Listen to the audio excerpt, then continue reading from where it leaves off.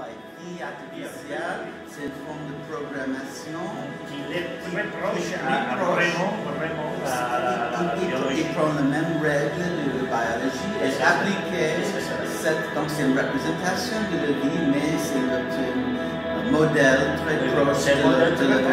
Comme il marche vraiment organiquement. Exactement. Et utiliser la pense artificielle, l'intelligence artificielle. Ha già cominciato a lavorare, tu hai già cominciato a girare, credo, perché tu sei un fedele.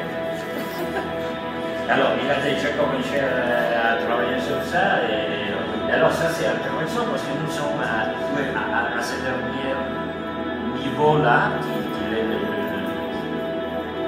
le dernier travail que tu as fait.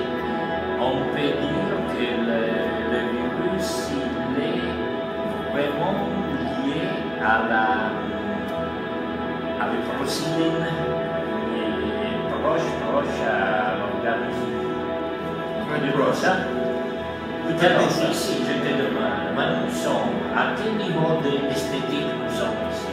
Encore dans le niveau de l'esthétique kantienne, comme réflexion philosophique sur les mots, ou nous sommes plus proches à l'esthétique des avant-garde qui voulait une recherche scientifique sur la sensibilité. Et pour moi, tu me sens plus proche à avant-garde qu'à Kant. Je pense aussi, parce que ce n'est pas une recherche analytique, c'est une recherche poétique, visuellement poétique. C'est ça, c'est comme pour moi, c'est l'analogie avec plein de choses, parce que oui, c'est le corps, c'est le sida, c'est le cancer, c'est comme tu veux, mais aussi c'est la civilisation, le monde sur la planète, c'est fonction d'un espace compressif. Donc c'est une vue très loin, comme un satellite, et c'est le point de vue très très proche dans le corps. Donc je collapse le sens d'espace. Donc ça c'est pas du tout cartésien, pas du tout. Et ça c'est la... Non, peut-être que tu restes encore dans la question de Kant, mais tu as développé vers l'autre question que c'est l'esthétique analytique, où tous les sens sont intégrés, comme dire, tous les sens sont mélangés. C'est exactement pour ça que j'ai utilisé l'orifice anus aussi, parce que les yeux et l'anus, c'est les deux sphincters dans le corps, le plus haut et le plus bas, et moi j'ai égalisé l'entrée et l'import. C'est intéressant. C'est intéressant. Et en même temps, en compte, tu sais, je suis très delusien. Oui. Deleuze, il est très grand compte. Donc, j'explique dans ce tableau-là. Donc, le premier travail pour moi, c'est le sujet, la forme. Et pour cette série, la forme, c'est le hermaphrodite. Et j'ai fait le hermaphrodite avec un mélange de l'organe sexuel des hommes et des femmes. Donc, j'ai commencé. Tu as pris des images, de sein, de cul, tout ça.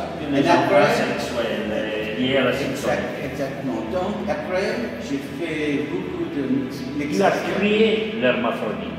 Tu as créé l'hermaphrodite. Tu n'as pas pris des images de des hermaphrodites. Tu as fait comme ça. C'est moi qui fabrique le host. Ça, c'est la première step. Premier step, ça c'est le host. Et le virus, il entre le host pour manger et il laisse la couleur, il laisse la trace.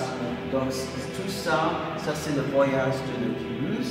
Et donc, par exemple, je lance le virus et je vois qu'est-ce qui se passe. À un certain moment, j'aime la composition, je trouve ça c'est... Quand tu plais, tu arrêtes. J'arrête. Oui, et tu fais la photo. Donc, c'est une collaboration avec la machine, mais le homme qui contrôle. Oui. C'est le homme qui décide. Tu dois choisir. C'est pas la machine qui fait, la machine travaille pour moi. Donc, parfois, oui, mais ça c'est intéressant. Un mille plateaux, ça c'est théoriquement mon travail grâce à Gilles Deleuze et Félix Guattari.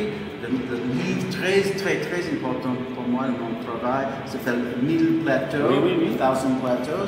Et c'est pour ça que j'ai utilisé souvent la stratification de l'image. Donc souvent c'est une mixture. Regarde ici, je prends beaucoup de hermaphrodites et je mélange, je fais la composition comme un musicien. Oui. Le virus c'est la dernière couleur, la dernière touche. Mais avant ça, je peux bouger pixel par pixel, bien sûr. Oui. Je fais la composition stable et intéressante. Donc, c'est la musique, tu mixes, tu écoutes, tu regardes. Ça, c'est le code. Et j'ai utilisé le code et je lance le code pour l'infection virale. Donc, c'est un petit peu écriture égyptienne, je ne sais pas quoi, inconnu. Donc, j'ai utilisé le thème et je fais la composition. Pour moi, c'est la valeur de chaque composition, c'est une valeur importante. Je garde cette valeur. Aussi, Jean-Carl, tu connais, je ne fais pas beaucoup de tableaux chaque année, je fais 10, 12 chaque année. Comme ça, la valeur, c'est reste. Et le focus. Ça, c'est un peu unique, le toit. Parce que ça, je commence avec une photo pas très couchée pour moi. Ça, c'est le shoot de Dick Cheney. Je ne sais pas si tu peux voir, mais c'est la tête de Dick Cheney qui tombait et je déformais un petit peu. Et tu l'as pris à la télé? Et après, je déforme un petit peu le virus qui attaque. Même ici, ça c'est Dick Cheney. Donc, ça dépend du sujet. An idea that was at the basis of the project of code simulation. Not to be expressionistic, being expressive. That's right, being expressive, not expressionist. Well, I think it's all of this. We saw the sort of neo-expressionism as nothing more than a conservative return to something we already knew. And usually we love the original artists more than the ones that were doing it now again. You know, like I love Max Beckmann, and I love Kirchner, and these first wave of German expression. And then because you feel that there was something different, the passion, they were doing something breaking with the past, not using the past to recreate some kind of... This is of... a big problem because there are two ways in postmodern. Right, that's right. The American ways from your side was a little bit different, completely different from the European point of view of avant-garde and near-expression. Right. Coming to your experience in Europe, because after the 10 years, in United States, you arrive in Europe, and you had a big engagement with an important gallery in Paris, Antoine Candot. And how to say, you were the trade union between Candot and the scene, French scene, and Conis and Milazzo. Can you speak of this? Yes. It all came about through my activities at Documenta. I was chosen to exhibit at Documenta. I came through Paris. Which year? 1976, I believe. Documenta 8. I think that was 76 or 77. I'm sorry, 86, 87, excuse me. And I came to Paris just on vacation with my girlfriend at the time. And I was staying at the little hotel, Laetitia, and the phone rings, and it was this Monsieur Antoine Candot. I had no idea who he was, but he came to me. He came to me from an art critic in Germany named Friedemann Mausch, who had interviewed me for Kunstforum, and he recommended me to Antoine, and Antoine asked if he could come see me. I said, of course. And so we started very little, he bought 2 or 3 drawings, then he proposed a show. I said, well, let's be very modest, let's have a little drawing show. And we did that, it was very successful, and he became really passionate about my work and very, very supportive of it, and the work sold very, very well, and so we started doing bigger and more frequent shows, and it was a very great period of collaboration for me.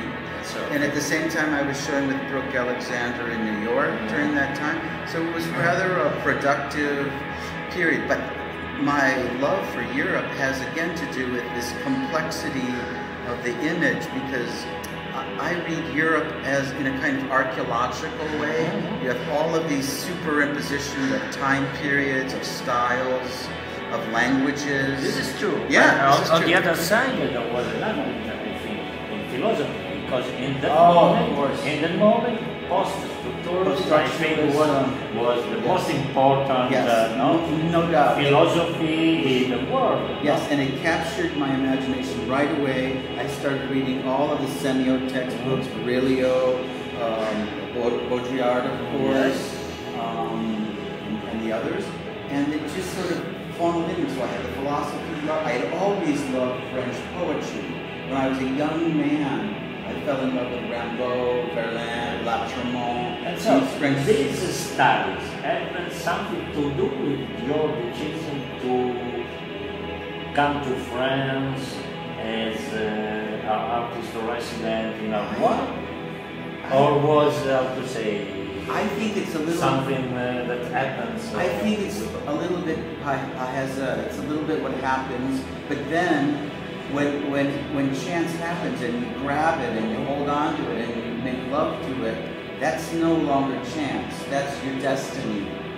So a little possibility occurred, and I grabbed that possibility, and I've hung on and I've stayed, and my love has grown deeper. You can say that you're destiny, like France.